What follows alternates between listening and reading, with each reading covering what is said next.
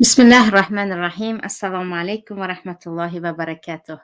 شنوندگان عزیز برنامه ترازوی عمل، امروز با هم درباره خوردن مال مردم و عاقبت حرامخوری یا خود چگونه مال حرام به زندگی ما تأثیرهای بد میرساند صحبت میکنیم.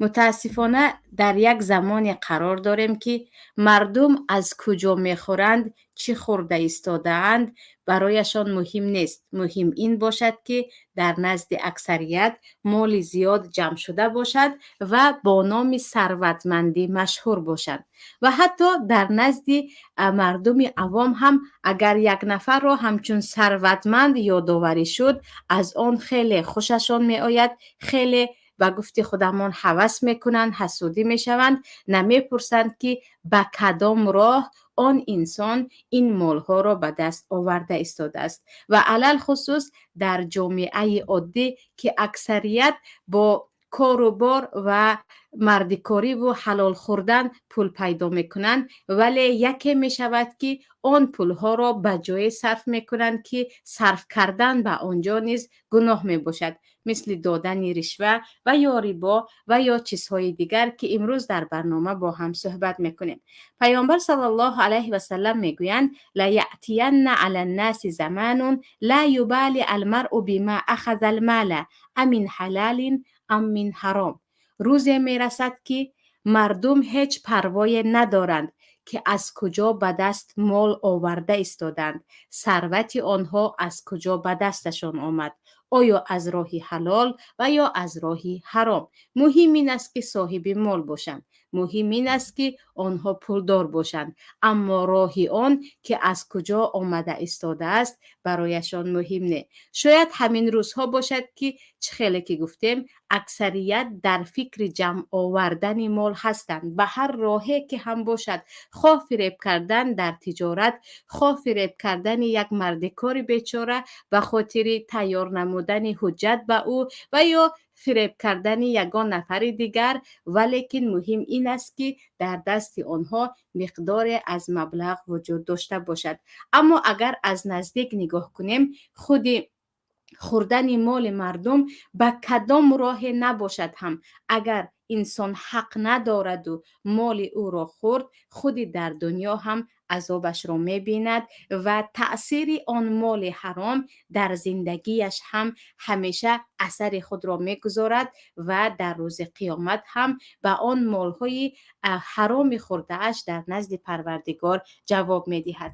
اگر به زندگی پیامبر صلی الله علیه و سلم نگاه کنیم، بهترین نمونه در خوردن حلال این پیامبران الله می باشند و پیامبر ما صلی الله علیه و سلم که در حدیث بخاری آمده است میگویند: من گاهی به جای خوابم می آیم و می بینم که یک دانه تمر یا خود خرما در آنجا افتاده است، می خواهم آن را بخورم، ولی من می ترسم که مبادا این خرما از مال صدقه باشد، برای آنکه برای پیامبر و آل پیامبر، خانواده پیامبر، خوردن صدقه حرام بود. پیامبر صلی الله علیه و سلم میبینند و میگویند حتی در درون خانه خود خرما بینم هم از خوردن او پرهیز میکنم و میترسم که مبادای این از خرمای صدقه نباشد، کسی صدقه گفته نآورده باشد که برای پیامبر خوردن صدقه حرام بود.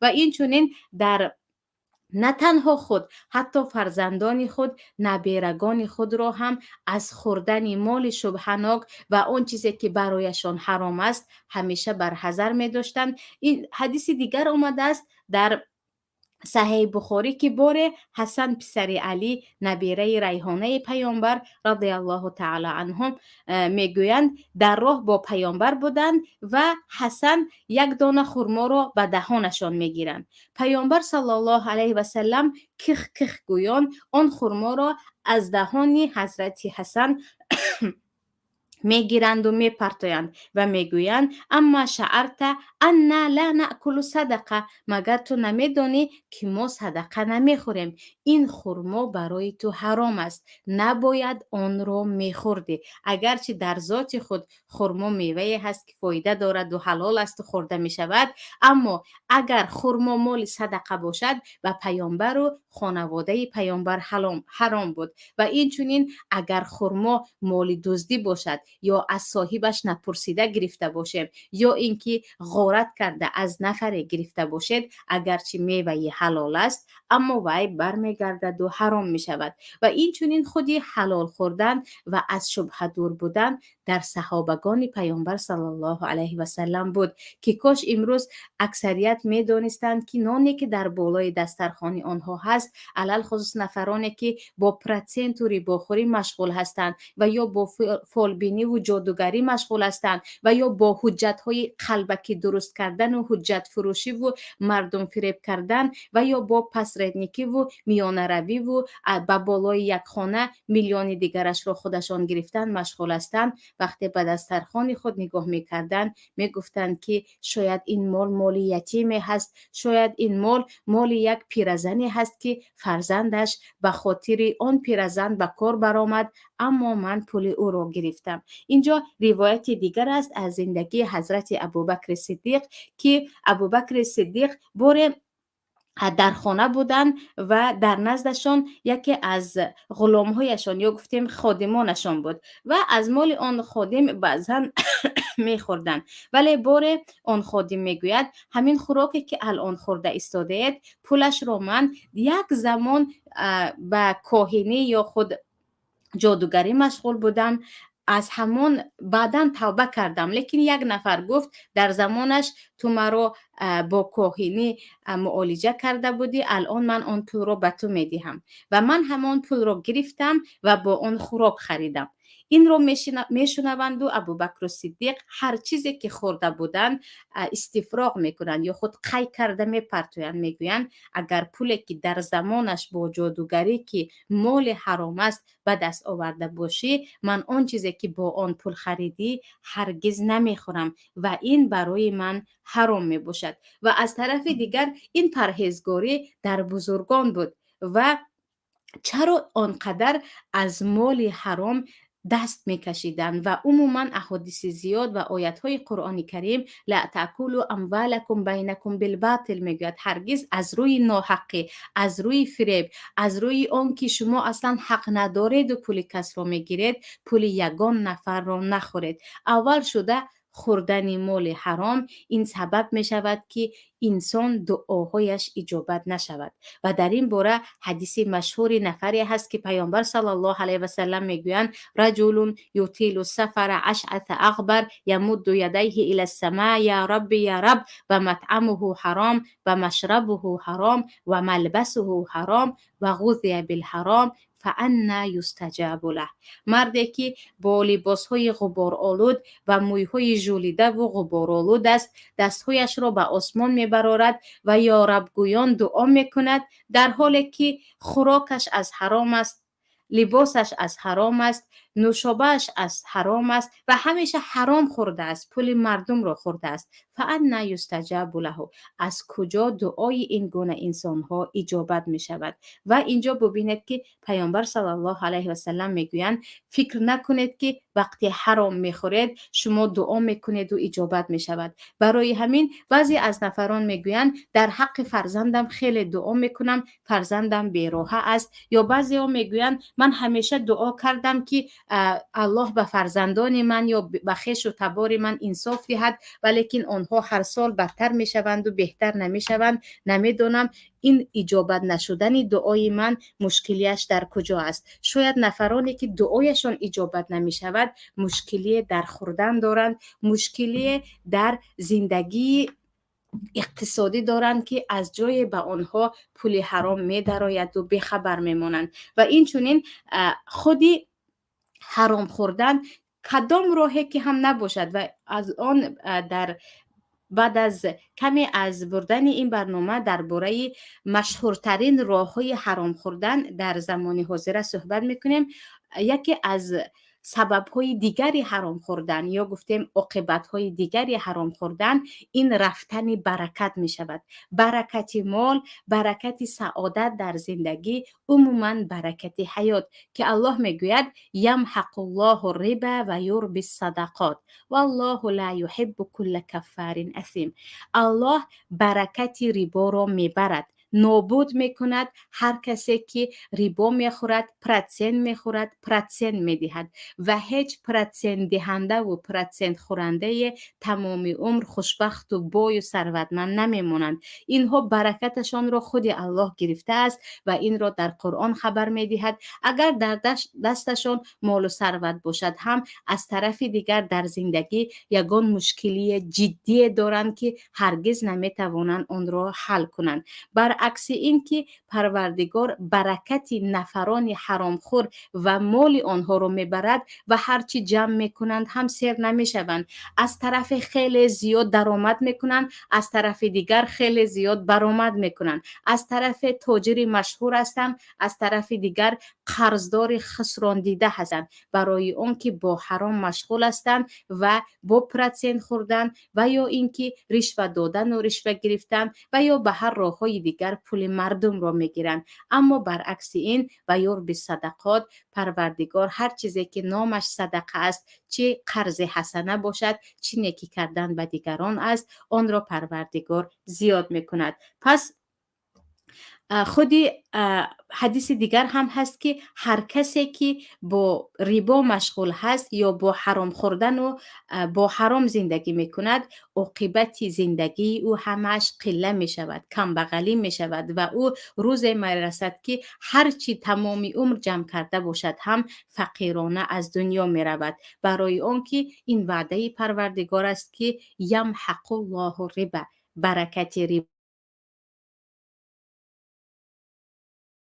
از طرف دیگر خودی حرام خوردن این غضب پروردگار است که هر کسی که به غضب پروردگار گرفتار شد و دیگر به یگان نیکی نه در دنیا نه در آخرت نائل می شود مگر اینکه توبه کرد. برای آن که الله میگوید یا ایها الذین آمنوا اتقوا الله و ذروا ما بقی من الربا ان کنتم مؤمنین فان لم تفعلوا فاذنوا بحرب من الله و رسوله.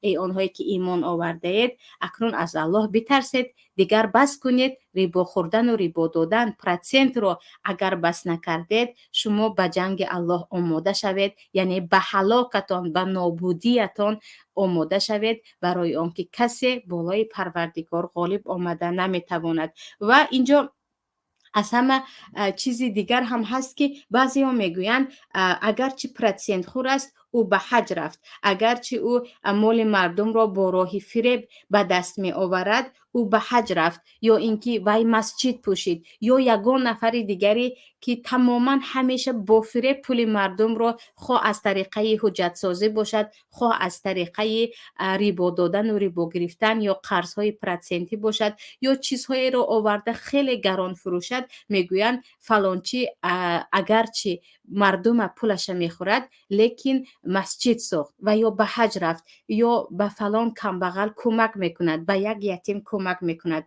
اما بدانیم که این گونه انسان ها هرچی صدقه کنند هم صدقه آنها قبول نیست. و در این باره حدیث پیامبر صلی الله علیه و سلم هست که میگویند بدانید که الله خودش طیب است و لا یقبل الا الطیب، بجز طیب چیزهای پاک چیزی دیگری را قبول نمی کند. و این چنین در صحیح مسلم آمده است که پیامبر صلی الله علیه و سلم میگویند آیا میدانید مفلس کی هست؟ مفلس گفته نفری به اصطلاح بانکرات شده را میگویند، خسران شده را میگویند که دیگر در دست هیچ چیز ندارد و اگر داشته باشد هم خیلی قرضهای زیادش هست که اگر به قرضهایش پرداخت شود او باز به هیچ چیز میماند. و پیامبر صلی الله علیه و سلم میگویند آیا میدانید که مفلس یعنی خسران شده کی هست؟ صحابگان میگویند آره میدونیم، مفلس یا خسران شده نفری هست که نه تنگه دارد و نه متا دارد، هیچ چیز ندارد، دستانش خالی است. لیکن پیامبر صلی الله علیه و سلم میگویند نه، بدانید مفلس یا خسران شده های امت من نفرانی هستند که روز قیامت با نماز، با روزه، با زکات خود به نزد پروردگار می آیند. آمده میگویند من تمام عمر نماز میخواندم، من هر سال زکاتم را میدادم، من روزه هم را هرگز ترک نکردم، حتی روزه های پنجشنبه و دوشنبه هم داشتم. ولیکن با این عمل های صالح ببخشید صالحی که کرده بود، او یکی را دشنام داده بود، یکی را زده بود، دیگری را مالش را خورده بود، دیگری را خونش را ریخته بود. و هر کسی که این انسان به آن ظلم کرده بود، آن نفرها قصاص خود را میگیرند. و قصاص چگونه است؟ از حسنات این انسان، از همان ثوابهای روزه و زکات و صدقه هایش میگیرند. وقتی که تمامی حسنات کرده اش تقسیم می شود، دیگر چیزی نمیماند. بعد از گناه نفرانی که بالای آنها ظلم کرد گرفته می شود. ثم طرح فی النار، و در آخر به دوزخ انداخته می شود و یا اینکه پرتافته می شود. با تمام عملهای صالح، با تمام مسجد پوشیدن و حافظ قرآن تربیه کردن و دیگر به دیگران کمک کردن، هم روز قیامت نفران حرامخور اگر به نزد پروردگار آیند، بدانند که این عملهایشان هباء منثورا هست و هیچ ثواب ندارد. و اگر چی کمی داشته باشد هم همان نفرانی که حق آنها را خوردید، آنها این عملهای ثواب را همش را میگیرد. و حتی درباره صحابه که در خود جنگ شهید شده بود، پیامبر صلی الله علیه و سلم میگویند هرگز گمان نکنید که اون نفر شهید است و در جنت است. اون نفر الان در میسوزد و سبب سوختنش هم این است که پیش از اینکه غنیمت تقسیم شود او برای خود گرفته بود و الان دارد با آن میسوزد. و اینجا هر چیزی که خواه از راه دزدی باشد و خواه از راه دیگر باشد و حق مردم هست و خود انسان هم خیلی خوب میداند اگرچه هزار و یک بهانه آورد هم وقتی حق مردم رو میخوریم بدانیم که این عمل ما هم در خود دنیا سبب می شود که ما برکت زندگی از ما رود، هم برکت مال، هم برکت سعادت، و این چونین دعاها اجابت نشود که نفرانی که دعایشون اجابت نمی شود همیشه در غم و اندوه پی در پی هستند. و چه خیلی که گفتیم هرگز مغرور نشود. نفرانی که میگویند اگرچه ما با پرسنت کار میکنیم، یا اینکه اگرچه ما پول مردم رو با هزار و یک راه نیرنگ و فریب، با متاهای ارزان رو خیلی گران کرده فروختن، یا اینکه حجت هایی که عموما می شود به پول هم گرفت با پول های زیاد گرفتن، این چونین با میانه روی و دیگر کارها رو فروخته از آنها پول های زیاد گرفتن، بدانند که این صدقات و این عمل هایی که گویا که از همان پول درآمد کرده استادن هرگز مورد قبول پروردگار نیست. و خود پیامبر صلی الله علیه و سلم میگویند لا تقبل الصلاة بغیر طهور ولا صدقه من غلول. هرگز نماز به طهارت قبول نمی شود و صدقه از غلول، از مال دزدی نپرسیده مال کسی رو گرفتی و گمان کردی که با آن صدقه کردم، هرگز آن قبول نیست. و در حدیث دیگر هم آمده است که پیامبر صلی الله علیه و سلم میگویند هر کسی که مال حرام را جمع میکند و صدقه میکند، هیچ اجر در آن صدقهش وجود ندارد و او گناهی همه آن مالهای حرام جمع کردهش را میگیرد. یعنی گمان نکنیم که وقتی که از حرام صدقه میکنیم اون حرام خوردن ها همش بخشیده شده است. پروردگار پاک و طاهر است و نیاز به صدقه های حرام ندارد و این چنین آن صدقه ها هرگز آن گناه ها را محو نمی کند. اکنون بیایید ببینیم که اساساً فساد در روی زمین و در جامعه ما در چه شده ایستاده است. بسیاریا در آن فکر میکنند که چرا مردم نمازخوان هستند، چرا مردم زیاد دعا میکنند اما ظلم از سر ما نمی رود، و اولین سببش این حرام خوردن است، حق مردم را خوردن است. و چه خیلی که گفتیم بعضی ها حتی اهل نماز هستند، بعضی ها حتی وقتی صحبت میکنن اهل صدق و راستگویی هستند، اما متاسفانه در خانهشان برده نانی حرام است، در خانهشان مبلغ حرام داخل شده است، از آن پروایی ندارند. و هر جامعه که دست به حرام خوری میزند، خواه از طریقه رشوه باشد، خواه از طریقه ریبا و پرسنت خوری باشد، خواه از طریقه دزدی باشد و یا با فریب پول مردم را گرفتن باشد،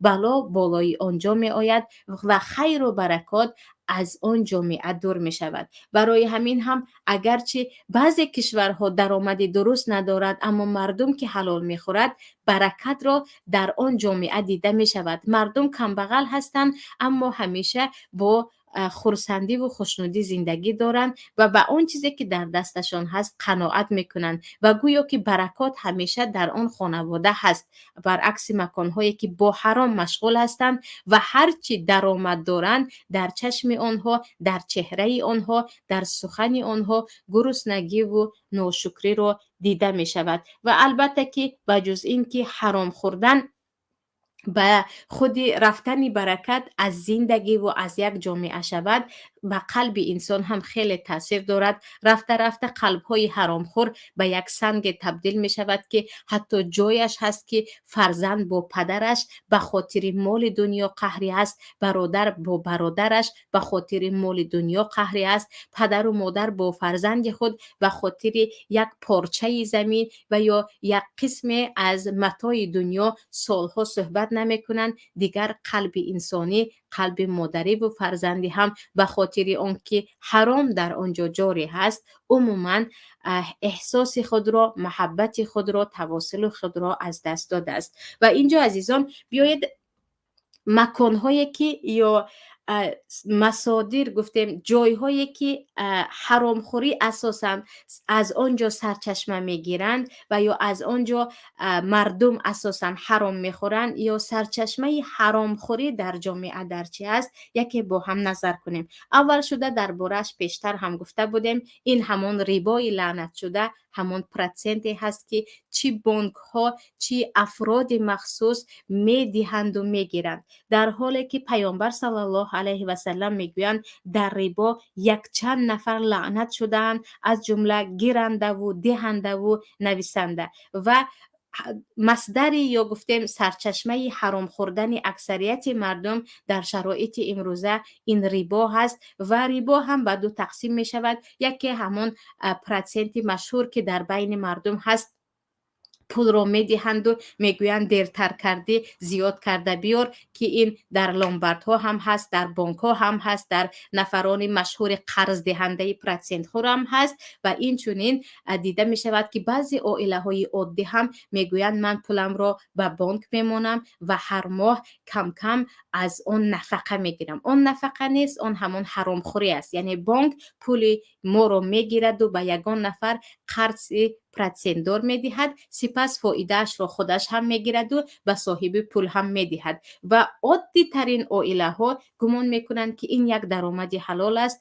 در حالی که پولشان را ببخشید مبلغ در دستشان بوده را به بانک هایی که قرض های ربوی میدهند و از آنجا کار میکنند. و این چونین ریباهایی که در تاجیکستان و این چونین در بین مردم عوام عادی دیده می شود، مثل 1 کیلوگرم سیب رو با 2 کیلوگرم سیب عوض کردن، یا اینکه نقره را فروخته بعدم پولش را گرفتن، که اینها نیز برای با داخل می شود. و راه دیگر یا یکی از مصدرهای بزرگ دیگری حرام خوردن متاسفانه این بیع و شراء، خرید و فروش های هست که با قسم دروغ، با فریب کردن فروشنده و این چونین از حد زیاد فایده ماندن بالای متاع در سوداگرها دیده می شود. و می بینیم که مردم عوام یک چیزی که عموما ارزش ندارد با یک مبلغ کلان یا بزرگ می خرند، پس از مدت می گویند پس از خریدنم فهمیدم که دروغ بوده است، این چیز تماما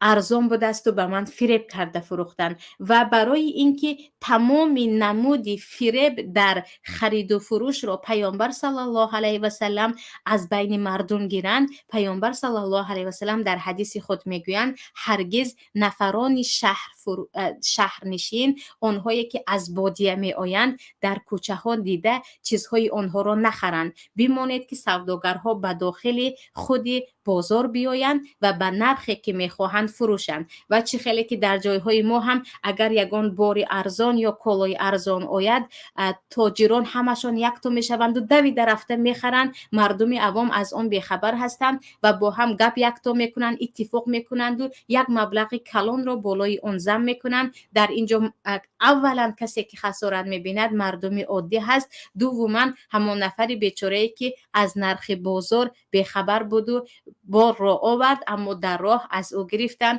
تلقی رکبان هم میگویند، حاضر للبد هم میگویند در فقه اسلامی. این نمود تجارت هایی که به مردم خیلی فریب زیاد است. و حتی در نزد بعضی از علما اگر خریدار فهمید که بالای متاعی که خریده است فروشنده از حد زیاد پول ماند و تقریبا 25% افزاید و بعضی از علما میگویند 35% افزاید، او حق دارد که بگوید که من این بار را نمیخرم، تو مرا فریب کردی.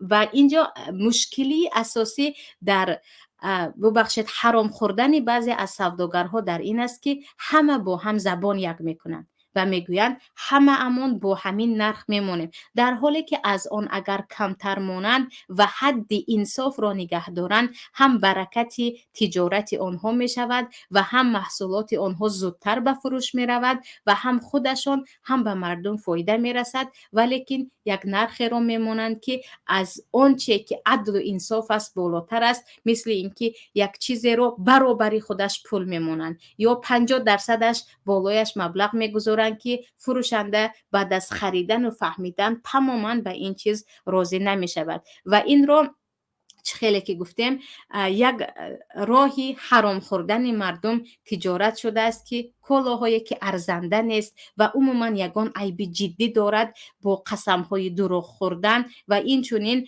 با فریب کردن مردم که این خیلی عمر دراز دارد میفروشند، در حالی که پیامبر صلی الله علیه و سلم میگویند من غشنا فلیس منا، هر کسی که غش میکند مردم را فریب میکند او از ما نیست. و در حدیث دیگر هم میگویند قسمهای دروغ برکت سودا را میبرد. وقتی با قسم دروغ قسم به خدا این نرخ اساسیش چنین است، قسم به خدا این رو اگر گرفتید پشیمان نمیشوید، قسم به خدا من هیچ چیز بالایش نموندم، نرخ خودی جایش رو به شما داده ایستادم، این قسم ها برکت رو میبرد. و البته که درباره از ترازو زدن و تا چه اندازه بالای هر یک کالا نرخ موندن و کارهایی که برکت سودا را عموما میبرد، انشاءالله باز در یگان موضوع مفصل صحبت میکنیم. پس یکی از راههای دیگر هم این در تجارت و سوداگری هست که نفرانی که با تجارت مشغول هستند،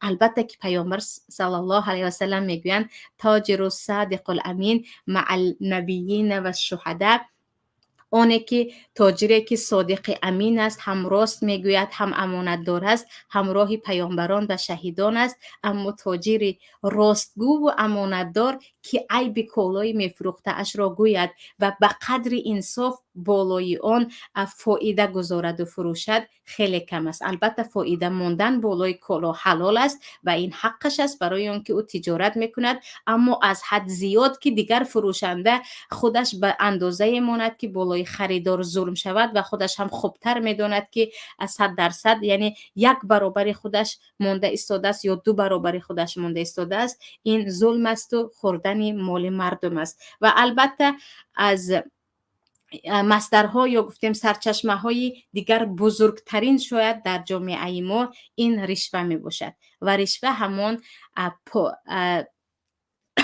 پاره خوردن است. چگونه که میدانیم چیزی که میتوانیم ما به دادن پول به دست آوریم، اول شده فکر میکنیم که پول دهیم و حتی ببخشید در بیمارخانه ها، در مدارس، در دانشگاه، در مکتب‌های میانه، در همه جای تاجیکستان، تمام نقطه‌هایش از مورچه تا فیل، در همه جا دادن رشوه و یا پاره دادن و پاره خوردن وجود دارد و گویا که شعار ما امروز به آن رسید که بی پاره زندگی نیست، یا میخواهی زنده بمانی پاره بده، در حالی که جایهای زیادی هست که بی پاره هم میشود با کم جسارت داشتن، با کم مقاومت کردن و یا با کم کوشش کردن. و این پاره دادن ما، البته که من اینجا فقط خود مردم عادی رو گناهکار نمیدونم، لیکن بدونید که ما هم سبب هستیم.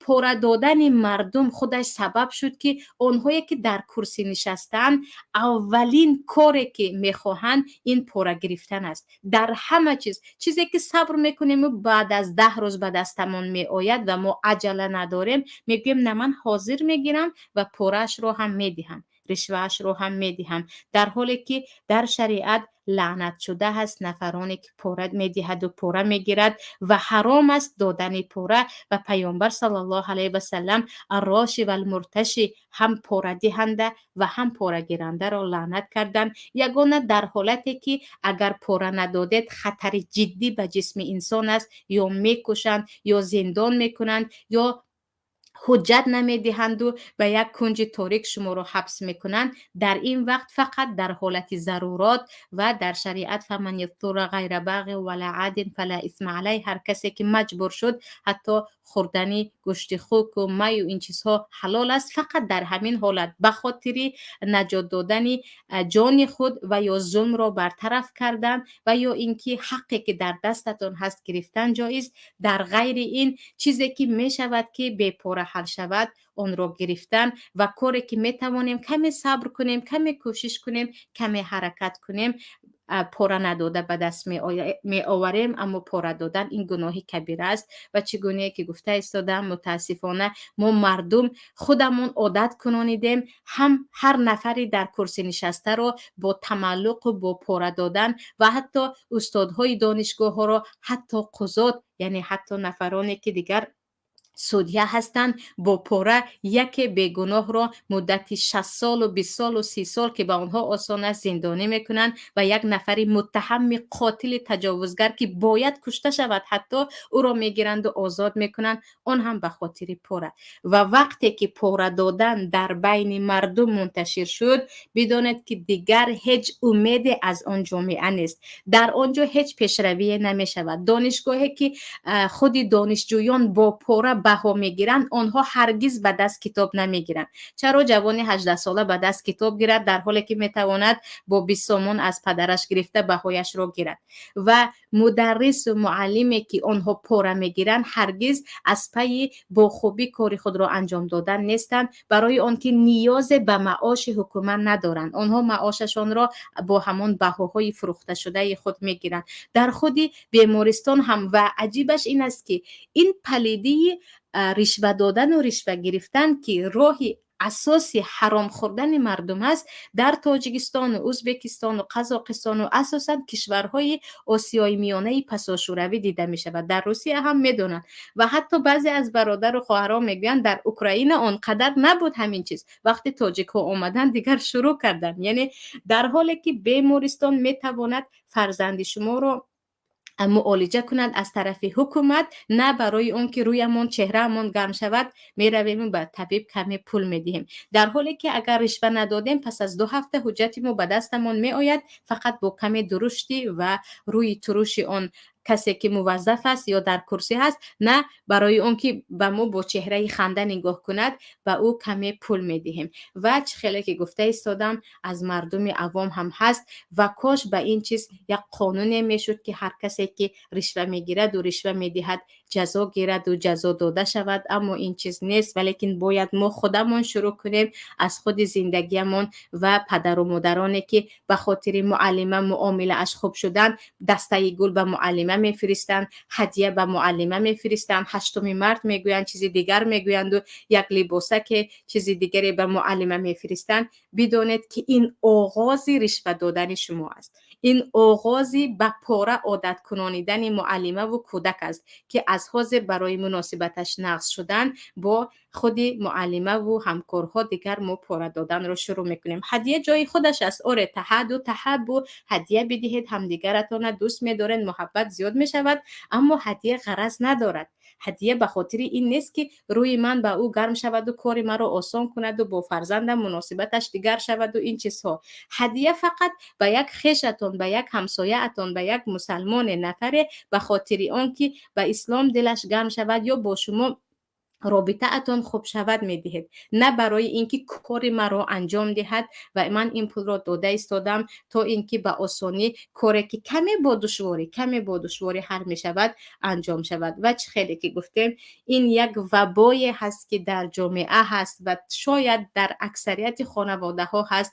از همون روزی که به باغچه بچگانه کودک می رود، فکر مادر و پدر در رشوه است، تا پاسپورت گرفتن و تا مردن و تا به قبرستان رفتن دیگر ما فکر پاره دادن و پاره گرفتن هستیم. بیایید خودمون با خودمون آغاز کنیم که من کوشش میکنم، زحمت به خرج میدهم، کمی خسته شدم هم، کمی عصبم ویران شد هم، کمی تحمل کردم هم، بی پاره کارم را دوام میدهم و انجام میدهم و تنبلی یک سو باشد. و این درباره پاره دادن بود. و البته که یکی از راه‌های دیگری حرام خوردن در جامعه و متاسفانه در عائله ها این میراث است. میراثی که خود پروردگار در سوره نساء حق همه را بیان کرده است. میگیرند و فقط به یک فرزند خرده میدهند. از جهت حق هم دارند، برای اون که فرزند خرده پس از ازدواج کردن خواهر و برادران بزرگش مسئول پدر و مادر می شود. لیکن او مسئولیت فرزندی خود را انجام داد، اجرش را هم از پروردگار می گیرد. ولیکن هیچ علاجی نیست می تواند همچون واسی یا وصیت شده پدر و مادرش 3/1 مال پدر و مادر را گیرد. لیکن مایان کل میراث، شاید که یک برادر کلانی یا یک خواهری از شوهر جدا شده در خانه اجاره میشیند یا عموما هیچ چیز ندارد، فرزندهای بزرگ دارد، پدر و مادر کل میراثشان از خانه و در و باغ و باغچه و دیگر حتی بعضی اموال به فرزند خرده میرسد. و خواهر کلانی یا برادران کلانی دندان به جگر میگذارند و میگویند این عرف تاجیکی هست که اینجا پسر یا فرزند خرده باید میراث را گیرد. اما بار دیگر فرزندان کوچکی که کلی میراث پدر و مادر را از خود میکنند باید فکر کنند که این حق حرام است. این خوردن مال خواهر و برادر است. خوردن اموال ناس در شریعت گناه کبیره است. خوردن مال خویش و تبار خود از آن هم بزرگتر است. برای همین باید نفرانی که با دل پر میگویند من فرزند خرده هستم و کل این جایها از من است، باید یک بار مشورت کنند. اگر خواهر و برادران بزرگ گفتند که حلالت باد، ما همه راضی هستیم، از آن خودت هست و ما به این دسته میزنیم، این هدیه برادر و خواهران است. اما جایهای هم هست که خواهر و برادر بزرگ راضی نیستند و میگویند میراث خیلی کلان است و باید تقسیم شود و تو حق نداری همش رو گیرد. در این وقت فرزند خرده البته که با پیشکش کردن حجت ها و آن امضا و ریزوگی که از پدر و مادر گرفته است به نزد قاضی می رود و می گوید انا این وصیت پدر و مادرم، همه میراث از من است و همش رو از آن خود می کند، در حالی که خود قرآن کریم به ما یک به یک للذکر مثل حظ الانثیین و این چنین برای همسر 8/1 بودن، برای پدر و مادر همه این میراث رو به ما تقسیم کرده است. پس متاسفانه میراث از بین رفته است در تاجیکستان و حتی درست ترین انسان ها درباره میراث اگر صحبت کردید خندهشان میگیرد، گویا که یک امر مسخره است و گویا که کیها صاحب همه این چیز شدن چون فرزند خورده هستند. ولی بدانیم که اگر برادر و خواهران بزرگ، یعنی نفرانی که به همین میراث حق دارند راضی نیستند، این میراثی که گرفتیم در دنیا و آخرت دیگر برای ما عذاب جهنم است و پولی حرام می باشد. و اینجا البته که از راهی حرام کار کردن هم، مثلا از طریقه سحر و جادو یا فالبینی یا خاکستر چرخ زنانی یا اینکه کارهای دیگری که فروختن عرق یا اینکه فروختن سیگار و ناس، اینها هم همش درآمدی حرام است و اگرچه خوردن مال مردم نباشد هم درآمدی حرام است. و درباره کسب و کارهایی که درآمدی آنها حرام است، انشاءالله در یکی از برنامه‌های ترازوی عمل صحبت میکنیم. اما اینجا صحبت ما درباره خوردن مال مردم و عاقبت حرامخوری بود که عزیزان انشاءالله که امیدوار هستم موضوع را درک کردید و بیاید بدانیم که هر یک لقمه حلالی که به خانه ما می آید، پروردگار برکت آن را خودش می دهد و آن سبب می شود که فرزندهای صالح داشته باشیم، دعاهای ما اجابت شود و در خانه ما فیض و برکت باشد. برعکس این اگر میلیون باشد هم، هر پولی که به خانه ما آمد و با شبهه شروع شد، با خوردن حق مردم شروع شد، بدانید که بجز نار جهنم و نابودی برکت و فضل و رحمت چیزی دیگری به خانواده ما نیست. و اینجا میبینیم به سوال ها و انشالله که تا قدر توان در جواب سوال ها هستیم.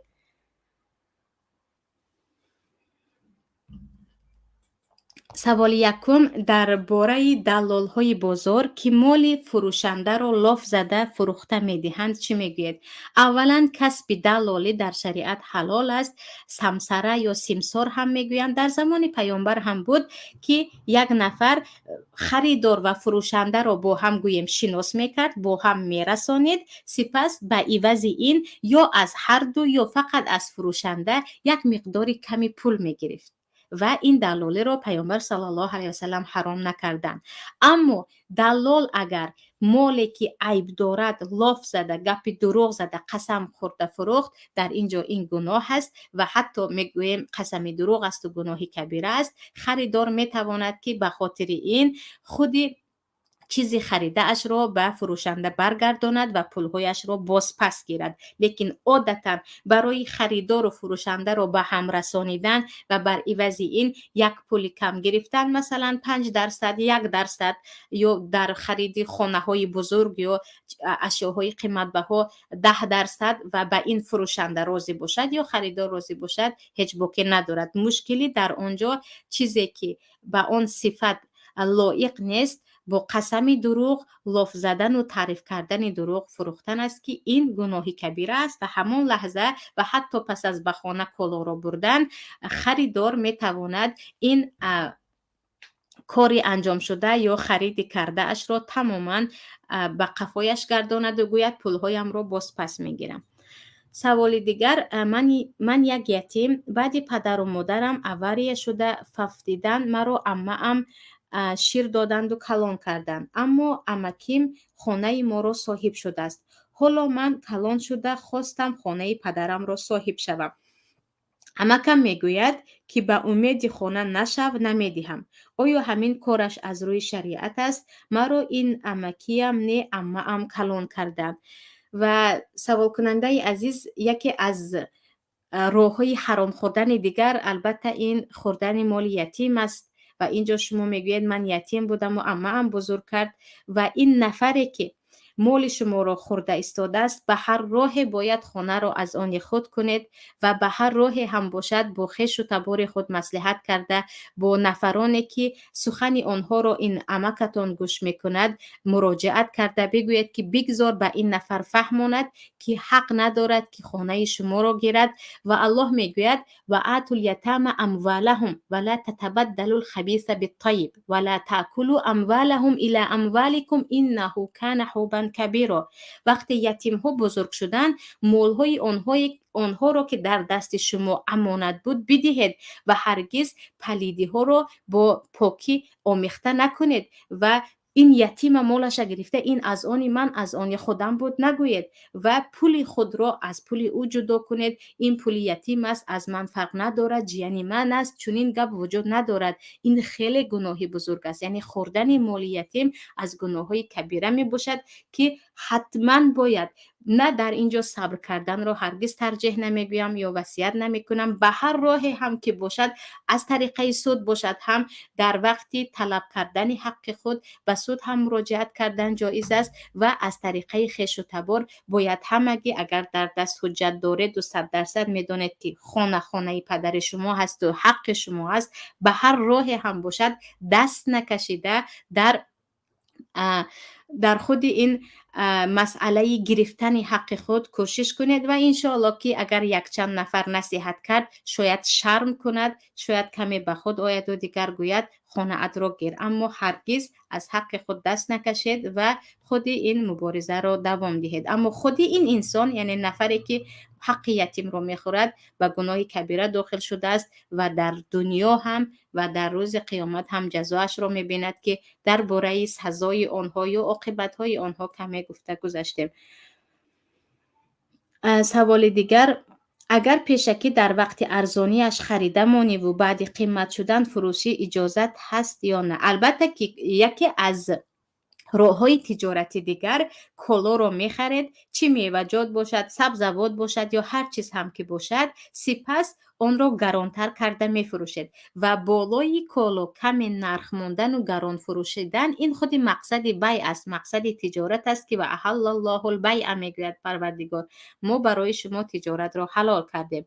اما نرخ مانید که عموماً 3-4 برابر خودش هست یا اینکه نرخی هست که عموماً غیر انصافانه هست، این جایز نیست. مثلا میوه‌جات را در یخجال یا یخدان یا یگان انبارهای خنک نگاه داشته در زمستان گرانتر فروختن به خاطر آنکه این همه وقت خرج کردیم برای آنکه میوه فساد نشود یا یک مکان معین انباری رو اجارت گرفتیم برای یخدان و دیگر چیزها پول صرف کردیم. البته که حق دارید که همه این نرخ‌ها رو بالای آن مانده گرانتر کرده فروشید، اما گرانی از نرخ بازار بالا نباشد یا به جای نرسد که خودتان هم گویید که اگر کسی به من چنین نرخ کتی فروخت من هرگز آن را خریداری نمی کنم.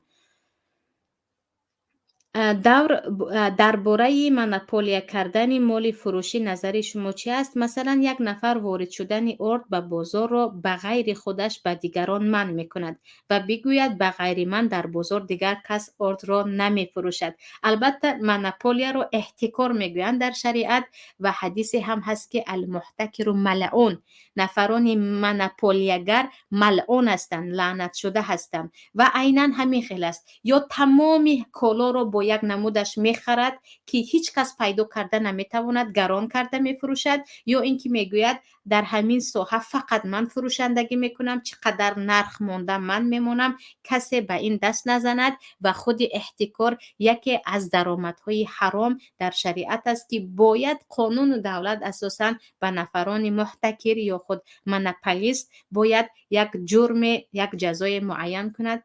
اما کجاست در جای ما ها که خود نفران قانون گذار هم به مونوپولیا و احتکار مشغول هستند.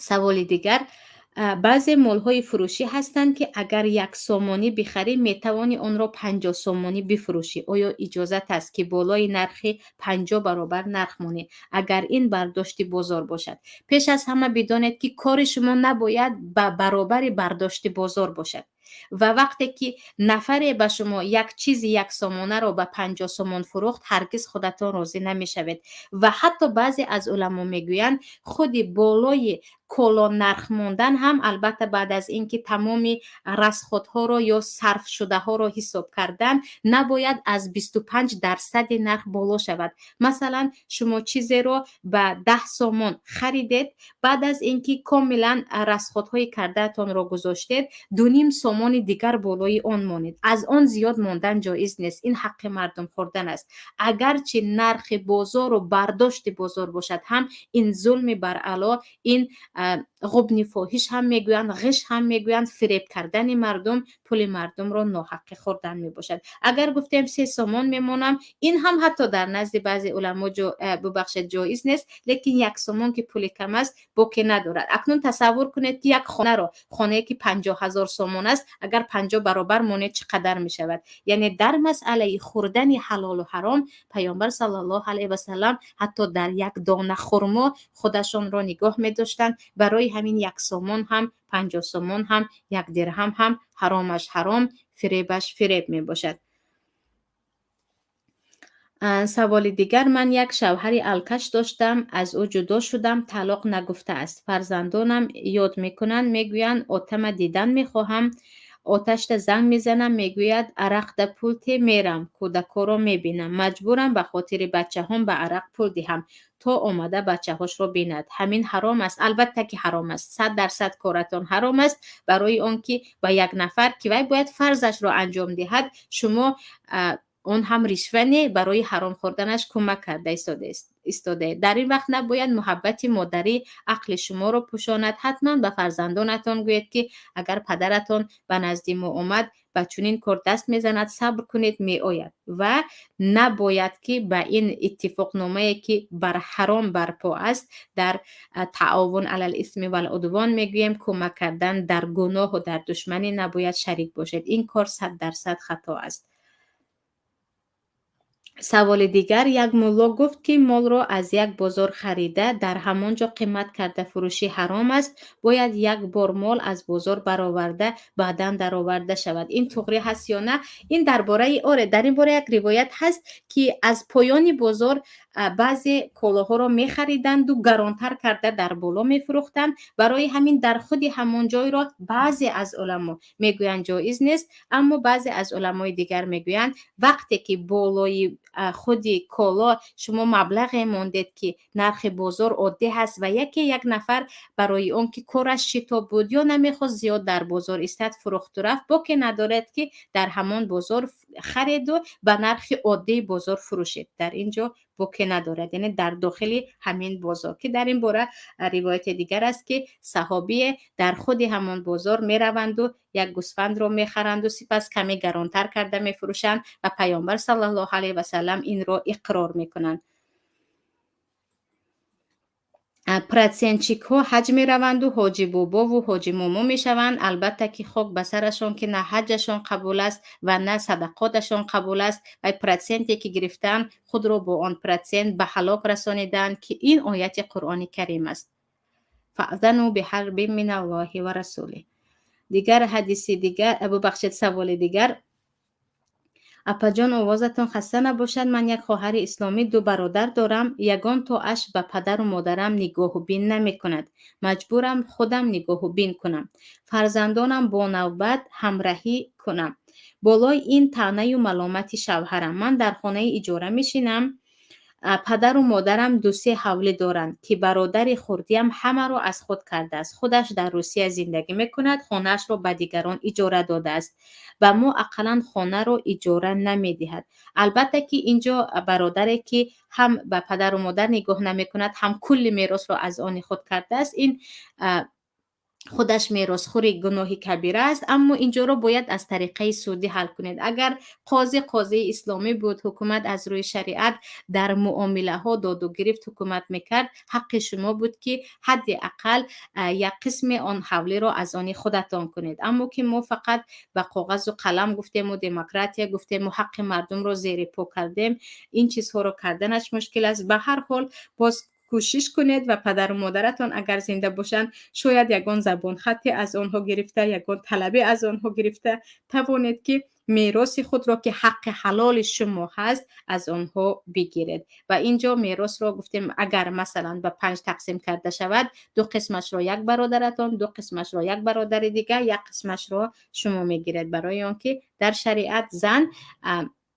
از 2 قسم 1 قسم برادرش را میگیرد، لیکن پدر و مادر باز حق دارند که قسم از میراث خود را از 3/1 زیاد نشود به یکی از فرزندان یا یگان نفر دیگر وصیت کنند که همین مالم را به او بده.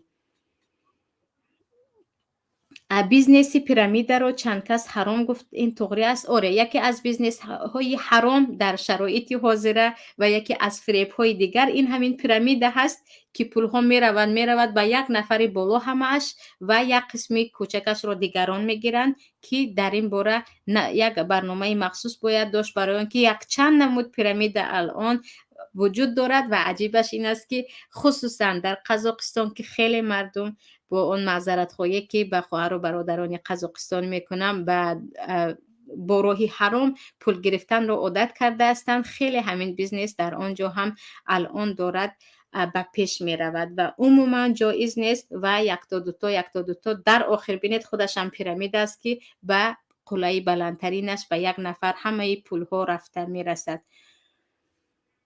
سوال دیگر، با فورکس یا بیرژه ها کار کردن اجازت است یا نه؟ درباره تا چه اندازه با اینها کار کردن یا فورکس یا بیرژه ها باید بدانیم که این بیرژه درباره چی هست و مصدرش در چی است و فورکس هم عیناً همین خیل.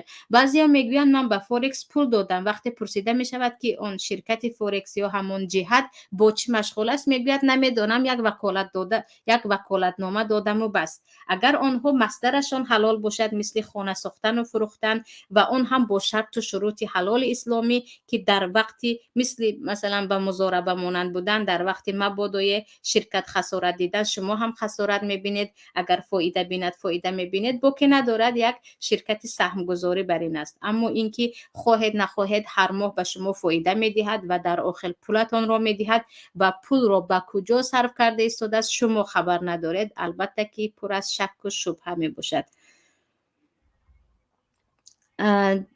دیگر درباره برشن دگوار در اسلام پرسیدن چنین چیز وجود ندارد و اگر نکاح متعه شیعه ها را گفته استاده باشد، این فقط در نزد شیعه ها هست که خود مردم عوام ایران یا شیعه ها هم شیعه مذهبان هم میگویند که این یکی از عملهای زشت می باشد و عموما در اول اسلام نکاح متعه که به وقت معین نکاح کردن و البته حق مهر گرفتن حلال بود، سپس پیامبر صلی الله علیه و سلم کاملا این را حرام کردند و درباره‌اش حدیث صحیح در بخاری هم هست که پیامبر صلی الله علیه و سلم ام الفتح کاملا برشن دگوار یا اینکه نکاح متعه را حرام کردن و حتی در شریعت نکاح به خاطر طلاق جایز نیست. هر مردی که میگوید من زن میگیرم پس از 1 سال 2 سال یا مدت طلاق میدهم، به این هم جایز نیست. و هرچی بود برنامه ما شنوندگان عزیز، آنهایی که با ما هستید و بعدا انشاءالله گوش میکنید، درباره مال مردم و عاقبت حرامخوری بود